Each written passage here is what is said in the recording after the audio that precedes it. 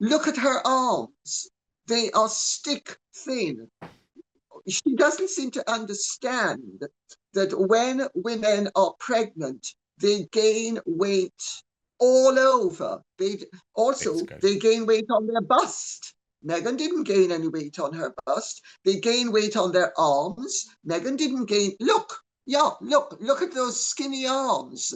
And also, why is the belly several shades browner than anywhere else? It's not supposed to be browner. Skin, when it stretches, gets lighter. It doesn't get darker. Developing right now.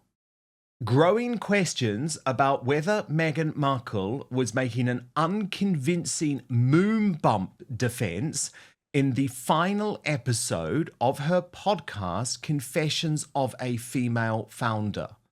Now, Lady Colin Campbell has been across this story before virtually anyone else, so we'll get her take in just a moment. But first, I want to show you what Meghan said, but at the same time, the brilliant Paula M has actually put her voice with some of these videos of Meghan pregnant, which don't exactly suggest that she was telling the truth in her podcast. Said to me the other day when they were like, I just saw this picture I'd forgotten about when you were so pregnant with Archie. I mean, I gained 65 pounds with both pregnancies. Oh my God, you're so tiny. And you're in these 5-inch, I always just wear my 5-inch pointy-toed stilettos. They're like, you have the most enormous bump and your tiny little ankles are bracing themselves in these high heels, but all of my weight was in the front. Right. So you're just going, how on earth? Like people, how on earth? How on earth am I not just tipping, face planting? It's like I'm always clinging very closely to my husband. It's like, please don't let me fall. Yeah. Yeah. I feel a case of rewriting history going on, Lady Colin Campbell. Well, of course, Dan, we're all dumb and blind. And nobody has ever seen Meghan at supposedly 8 months going down on her haunches with 5 or 6 inch heels and bouncing back up without any help from Harry, who's standing about 18 inches away. He never once helped her up or down. And also she definitely did not gain 65 pounds. First of all, in the first pregnancy, she only gained weight after the birth, because up to the birth, there's not a photograph of her looking 1 pound fatter. In the second supposed pregnancy. Or megnancy, as you like to call it, Lady C. The pregnancy, no. She does a photograph that she's posted on her love board, or whatever it's called, of her being gross. She's got to be at least 27 months pregnant, but I suppose she was claiming to be about 8 months pregnant at the time. Look at her arms. They are stick thin. She doesn't seem to understand that when women are pregnant, they gain weight all over. They gain weight on their bust. Meghan didn't gain any weight on her bust. They gain weight on their arms. Meghan didn't gain. Look at those skinny arms. And also, why is the belly several shades browner than anywhere else? It's not supposed to be browner. Skin, when it stretches, gets lighter. It doesn't get darker. Does she think that is where 65 pounds of weight was carried? I mean, I've spoken to women who've had babies. I've spoken to doctors. I've spoken to nurses. The whole thing is farcical. And she evidently listens to everything that's said about her and then responds. Having denied that she listens to anything, she then tries to counteract the latest observation. Well, this time, I'm afraid she's outsmarted herself, because she's posted that photograph of herself practically nude. But she was stupid enough to show her skinny arms. Well, if the weight didn't go on her arms, it didn't go on her face, it didn't go on her legs, it didn't go on her bust, where did that 65 pounds go? It was never 65. Also, Meghan has a propensity to exaggeration. Now, there's no doubt that she did gain weight after both children were born, but she didn't gain weight before, certainly Archie was born. And off that photograph of her being about 27 months pregnant with Lily, as she's about to drop kid, or so she'd like us to believe, has clearly not gained weight anywhere else except around the moon bump and the brown moon bump. So, I mean, are we dumb? Or who? I really wonder who is the fool. Is it us or is it Meghan? Because somebody's detached from reality. And I don't think it's the rest of the world. I think it's Megsy baby. And you know, Lady C, I mean, I don't know all about the stuff, right, manipulating images, but I got one of my producers who's incredible at this type of stuff to look really closely and analyze the picture. And you'll see here, he actually was able to show that's where her real body ends, right? And the rest, if you look at it, is manipulated, or at least he believes it's manipulated. And see there, Lady C, there's apparently a very common trick that people use when they're photoshopping where you can actually see some color around it. So effectively, he was saying, and he's not coming at this from any angle, by the way, he's just looking at the picture and is very, very clear that there is obvious manipulation of that picture on her mood board. Well, Dan, I don't know whether she has photoshopped it or whether she just strapped on a nice brown belly.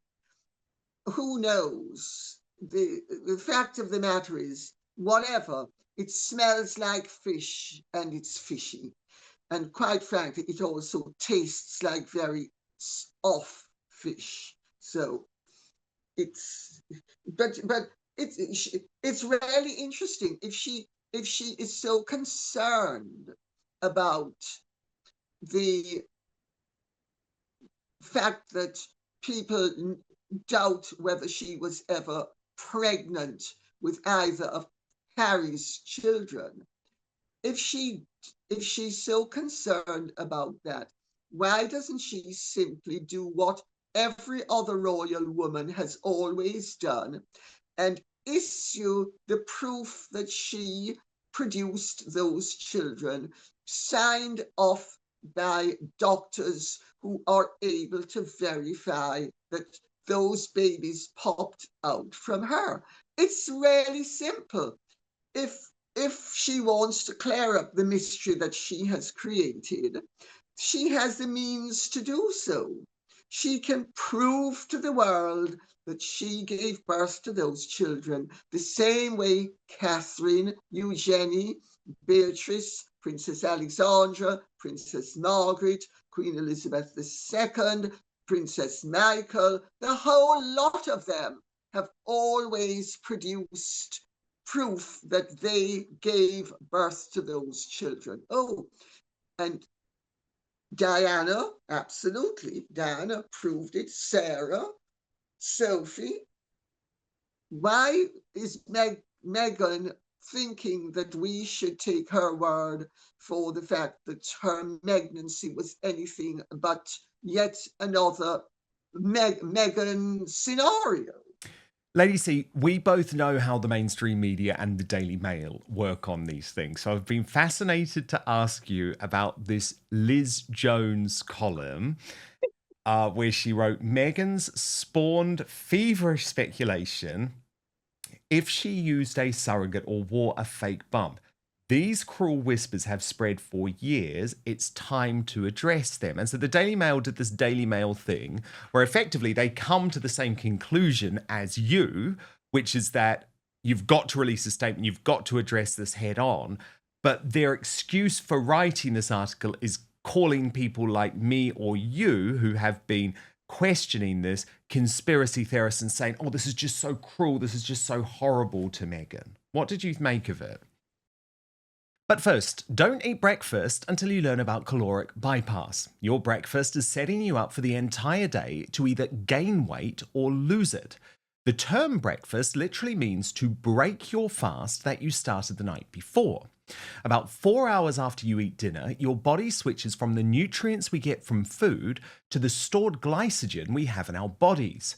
Once glycogen stores are depleted, typically after about 8 to 12 hours, by the way, of fasting, the body shifts to burning fat or energy.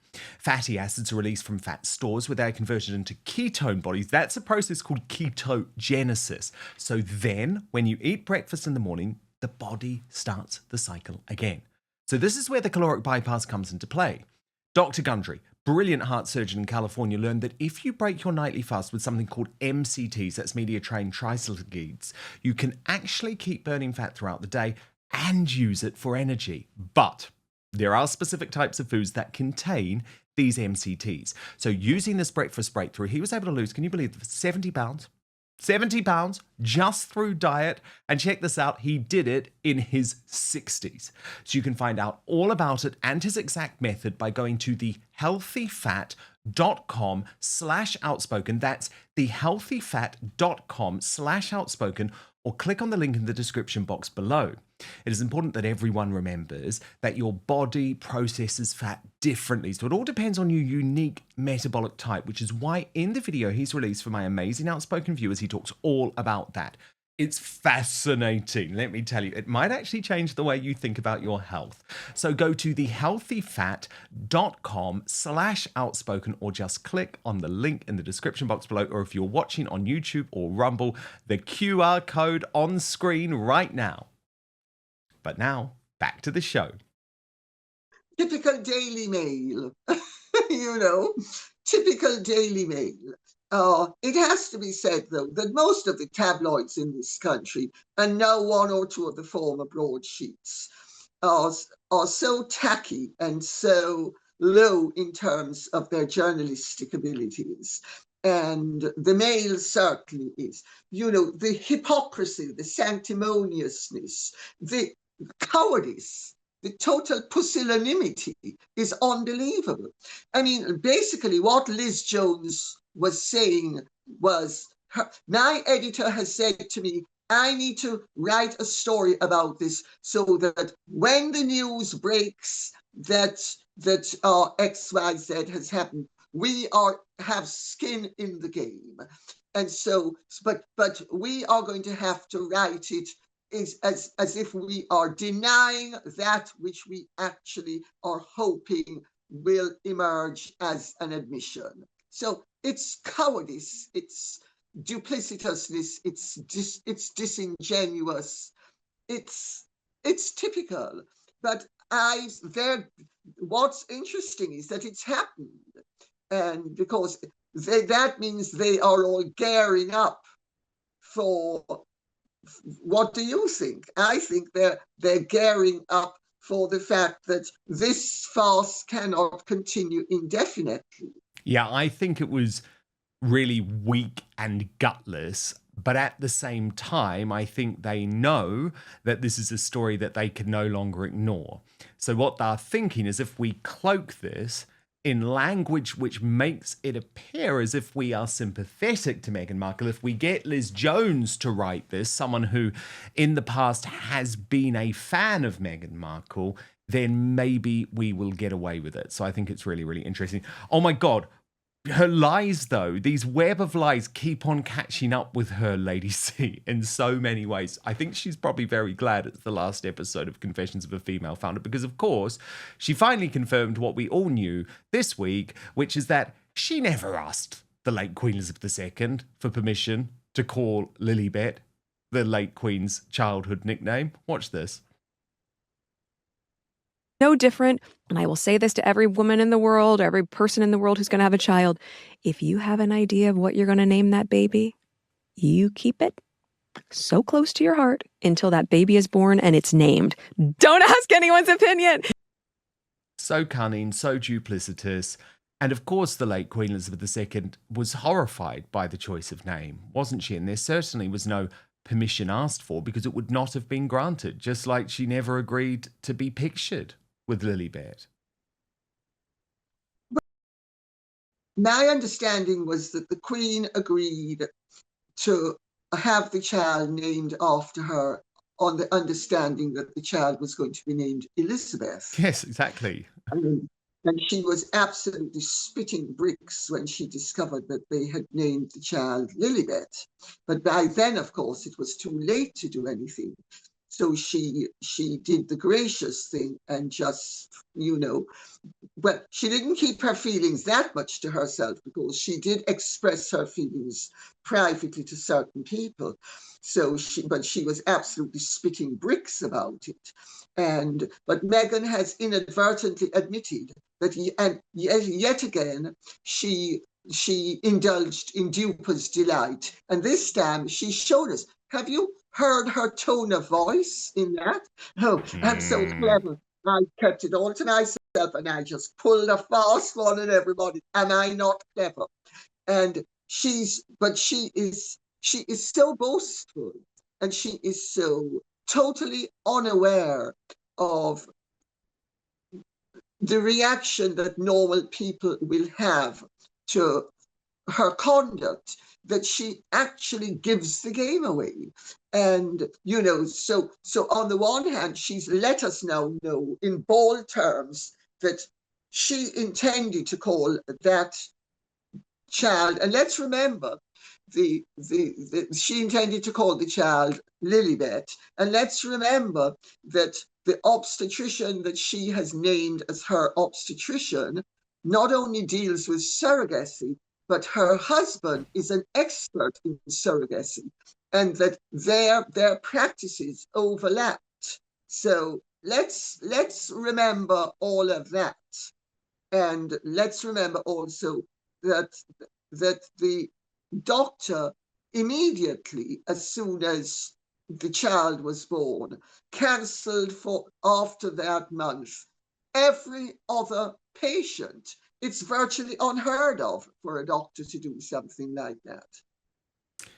But Meghan has actually confessed publicly that she duped the Queen. And you can't miss I don't know what you think, but I don't think you can miss the duper's delight. She's boasting. Delighted, so happy, so proud. She just doesn't get it. She doesn't get that the reason that people will never forgive her on both sides of the Atlantic is because of what she put the late Queen Elizabeth II through. So the fact that she thinks that this is something to boast about is just gross. And I feel sorry for that young girl, Lilibet, whose name is going to be tainted for the rest of her life. Now, also this week, Lady C, some concerns about the fact that Meghan is yet again pimping out Lilibet in an Instagram video, but this time she dressed her in a beekeeping suit, which didn't look as if it had been either used before or worn properly, which means that if indeed this video is real in terms of the bees all being there, she could have been at some risk. Yeah. Well, I mean, what's going on around the legs and feet, for instance? It's also, I'm very uncomfortable with any adult, whether it's a celebrity or a royal or whomever, using their children the way Meghan is using those children to hawk her wares. I mean, one simply doesn't do that. If you're royal, you allow, and your children are going to have a public profile. They need to be, from their very young, trained for the role. So that makes absolute sense. If with, say, the way William and Catherine are managing their children's childhood. But that's not so with, for instance, Beatrice and Eugenie's children. they're not going to have a public role. But it doesn't alter the fact that none of those children has ever been kept out of sight the way these children are. But on the one hand, they are a half of them, the facial half part of them, is kept out of sight. And on the other hand, they're used day in, day out, week in, week out, to hawk her wares. It's unsavory, I think. And I mean, I was offered tens of thousands of pounds when my children were young by one of the newspapers to do, in those days they paid good money, they don't anymore, to do, a sort of Lady Colin Campbell and her children, blah, blah, blah. And I part black refused to do it. And I think that the way she uses those children, especially Lily, I think it's just unscrupulous and unconscionable. It absolutely is. But I think you've just summed up 2 character traits of the fake Duchess. Thank you so much for watching Dan Wootton Outspoken. Please click on my face just to the bottom left to subscribe to this brand new independent news source and turn on the notification bell so you'll be alerted to our brand new live shows, uncancelled interviews, and special royal episodes. Outspoken is also now available as a podcast, so you can listen to the show every weekday on the go, wherever you are.